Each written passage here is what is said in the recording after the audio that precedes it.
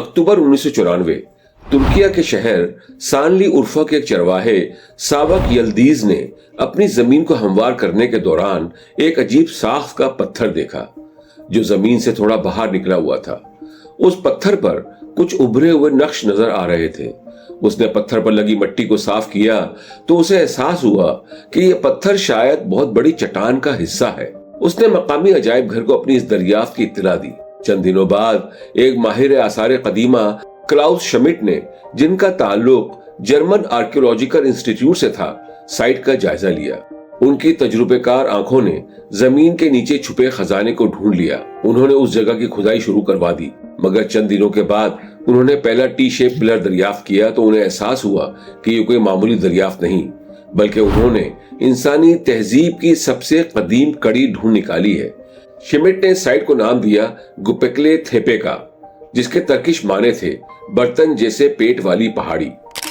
Site کی مزید گہری کھدائی شروع کی گئی اور شمٹ اور ان کی ٹیم نے درجنوں مزید دیو قامت ٹی شیپ پلر دریافت کر لیے، جن میں سے ہر ایک پلر کو الگ الگ چٹانوں سے مکمل طور پر تراشا گیا تھا، کیونکہ کسی بھی ستون میں انہیں کسی جوڑ کا نشان نظر نہیں آیا۔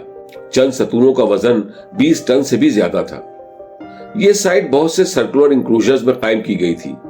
ہر انکلوژر کے درمیان خاص طور پر چونے کی چٹان سے تراشے ہوئے 2 پلر موجود تھے، جنہیں بالکل ایک دوسرے کے سامنے نصب کیا گیا تھا۔ بہت سے ستونوں پر مختلف جانوروں، پرندوں اور حشرات الارض کے شاندار نقوش موجود تھے۔ ان ستونوں کو تیار کرنا، ان کو تراشنا اور ان ڈھانچوں میں کھڑا کرنا حیرت انگیز تھا۔ ماہر آثار قدیمہ نے اندازہ لگایا کہ چونے کے چٹان سے ایک ستون کو تراش کر پہاڑی کی چوٹی تک منتقل کرنے میں 50 لوگوں کی ایک ٹیم کو پورا ہفتہ لگا ہوگا، اور ہر ایک ستون کی کارونگ میں 300 گھنٹے لگے ہوں گے۔ اس رفتار سے اب تک دریافت کیے گئے پتھر کے 5 سرکولر انکلوژر میں سے ہر ایک کو مکمل ہونے میں 1 سال لگا ہوگا۔ یہ شاندار سائٹ کس نے اور کیوں تعمیر کی، اس کا اندازہ لگانا شمٹ اور ان کی ٹیم کے لیے مشکل تھا، مگر گوبیکلی تھیپے کے مزید راز ابھی کھلنا باقی تھے۔ شمٹ نے یہ تو اندازہ لگا لیا تھا کہ یہ کوئی رہائشی کمپلیکس نہیں تھا، اس لیے یہ کوئی مذہبی جگہ ہونی چاہیے تھی، مگر سائٹ کے آس پاس انہیں کسی طرح کے انسانی آثار نہیں ملے۔ ان کا صرف اندازہ تھا کہ یہ سائٹ نیولتھک یا پتھر کے زمانے سے تعلق رکھتی ہے۔ انہوں نے چٹانوں کے کچھ نمونے ریڈیو کاربن ڈیٹنگ ٹیسٹ کے لیے بھیجے اور نتائج حیرت انگیز تھے، جن کے مطابق وہ ستون 12,000 سال قدیم تھے۔ میسوپوٹیمیا میں پہلی معلوم انسانی تہذیب سے بھی 5,000 سال قدیم۔ اس سے زیادہ حیرت انگیز بات یہ تھی کہ گوپیکلی تھیپے کی یہ سائٹ اس زمانے میں تعمیر کی گئی تھی جب تمام صف اول کے ماہرین کے مطابق انسان گروہوں کی شکل میں رہتے تھے اور جن کا واحد مقصد شکار کر کے بھوک مٹانا تھا۔ گھروں کی تعمیر کا فن اس وقت تک انسان نے سیکھا بھی نہیں تھا، اگرچہ تمام ماہرین اس بات پر تو متفق تھے کہ انسان اس وقت غاروں یا چٹانوں کے نیچے دن رات بسر کرتا تھا، اور یقیناً اس وقت کا انسان غاروں کی دیواروں پر خوبصورت نقش و نگار بھی بنانا سیکھ چکا تھا، مگر کسی نے یہ تصور بھی نہیں کیا تھا کہ قدیم انسان ایک ٹیم کی طرح اکٹھے ہو کر اتنی شاندار تعمیرات کر سکتے تھے۔ یہ ناممکن تھا۔ تو پھر گوپیکلی تھیپے کی تعمیر کس نے کی تھی، جبکہ اس دور میں کسی ترقی یافتہ انسانی تہذیب کا ریکارڈ بھی موجود نہیں تھا؟ گوپیکلی تھیپے کی تعمیر کرنے والے کون تھے، کوئی نہیں جانتا، مگر ان ستونوں پر کی گئی کارونگز کو دیکھ کر ایک اندازہ لگایا جا سکتا تھا۔ 2017 میں 20 سال کھدائی کے بعد 69 دیو قامت پتھر کے ستون برآمد ہو چکے تھے۔ 25% ستونوں پر جانوروں، پرندوں، رینگنے والے جانداروں اور انسیکٹس کی کارونگ موجود تھیں، مگر اس کے علاوہ ایسے جانوروں کی کارونگز بھی موجود تھیں جو اس علاقے سے تعلق نہیں رکھتے تھے، جیسے گیز، آرماڈیلوس اور جنگلی سور۔ یہاں اتنی بڑی تعداد میں جانوروں کی کارونگ موجود تھیں جیسے انہیں بنانے والوں نے ان جانوروں کو ایک ساتھ یہاں دیکھا ہو، حالانکہ اس زمانے میں جانور اور پرندے کبھی ایک ساتھ کسی ایک علاقے میں موجود نہیں رہے تھے۔ ہم یہ جانتے ہیں کہ طوفان نوح سے پہلے اللہ تعالیٰ کے حکم سے حضرت نوح علیہ السلام نے اس وقت زمین پر موجود جانداروں کا ایک ایک جوڑا اپنی کشتی میں سوار کیا تھا۔ کچھ ماہرین آثار قدیمہ کے خیال میں حضرت نوح علیہ السلام کی کشتی پانی اترنے پر کوہ ارارات پر لنگر انداز ہوئی تھی، جو مشرقی ترکی میں واقع ہے اور جو گوبیکلی تھیپے سے زیادہ دور نہیں۔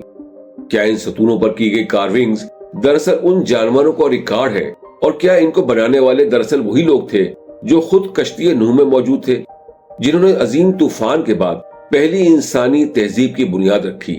हो सकता है, मगर इसके अलावा कुछ और भी बहुत अजीब है। हर सर्कुलर इंक्लोजर के दरमियान 2 देवकामत सतून नस्ब हैं, जिनका वजन 20 टन से भी ज्यादा है और 2 मंजिला इमारत जितने लंबे हैं। वो अपने इर्द गिर्द मौजूद सतूनों से कुछ मुख्तलिफ हैं। इन पर किसी जानदार की कार्विंग्स मौजूद नहीं, बल्कि दोनों जानिब 2 बाजुओं की कार्विंग्स हैं, जो सामने नाव के पास मजहबी अंदाज में बंधे हुए हैं। इनकी लंबी लंबी उंगलियां हैं और एक किस्म के लिबास पहने हुए हैं। इन्होंने अजीब सिंबल्स वाली बेल्टें भी पहनी हुई हैं। इन सतूनों में कोई चेहरा नहीं है। अगर ये वाकई इंसान थे तो इन्हें कोई नहीं जानता था, मगर हाथों को इस अंदाज में बंधा देखकर कुछ और कदीम मुजस्समे जहन में आते हैं जो दुनिया के मुख्तलिफ इलाकों में फैले हुए हैं। जैसे ईस्टर आइलैंड के मुजस्समे जिन्हें मोहाई कहा जाता है, उनके बाजू ठीक उसी जगह बंधे हैं जिसे हम गोबेकली थेपे के सतूनों पर देखते हैं। और फिर तिया हुआ नाको बोलिविया में मौजूद एक मुजस्समा जिसके बाजू भी बिल्कुल उसी पोजीशन में बंधे नजर आते हैं। 2003 में इस इलाके के ज्योमेट्रिक सर्वे के दौरान एक चौंका देने वाला इंकशाफ हुआ। माहिरीन आसार कदीमा को एहसास हुआ कि ये 5 पत्थरों के सर्कल्स जो अब तक खुदाई में बरामद हुए हैं, उस असल खजाने के मुकाबले में एक जर्रे से ज्यादा हैसियत नहीं रखते जो अभी भी जमीन के नीचे मौजूद है। इस बात का इंकशाफ हुआ कि तकरीबन 16 बिल्कुल इसी तरह के पत्थरों के सर्कल्स जमीन के अंदर मुख्तलिफ तहों में मौजूद हैं। ये बात हैरत अंगेज थी कि ऐसी तामीर जो उस जमाने में मुमकिन नहीं थी, न सिर्फ की गई बल्कि चंद 100 साल इस्तेमाल के बाद उसे चिकनी मिट्टी से दफन करके उसके ऊपर यही तामीर दोबारा की गई। ये अमल 20 बार दोहराया गया। ऐसा क्यों किया गया? 2014 में ब्रिटिश मुहक्किक और मुसन्निफ एंड्रयू कॉलिंस की किताब Gobekli थेपे the जीनिसिस of the gods मंजर आम पर आई, जिसमें उन्होंने थ्योरी पेश की कि इन मुख्तलिफ तामीरात की वजह सिग्नस कॉन्स्टलेशन में मौजूद एक सितारा है। गोबेकली थेपे तामीर करने वाले इस सितारे से खुद को अलाइन करते रहे थे।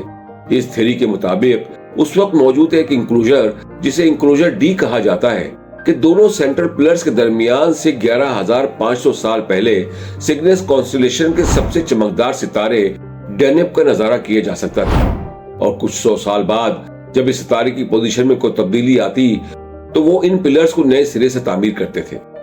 इस थ्योरी को बड़े पैमाने पर कबूल नहीं किया गया, मगर कुछ साल पहले नासा की केपलर टेलीस्कोप का डाटा साइंसदानों को कुछ अलग सोचने पर मजबूर कर चुका था। 2010 में प्रोजेक्ट प्लैनेट हंटर शुरू हुआ। इस प्रोग्राम में दुनिया भर के शौकिया या माहिरीन फल्कियात को दावत दी गई कि वो केपलर टेलीस्कोप के डाटा की मदद से हमारे निजाम शमसी से बाहर सितारों को तलाश करें।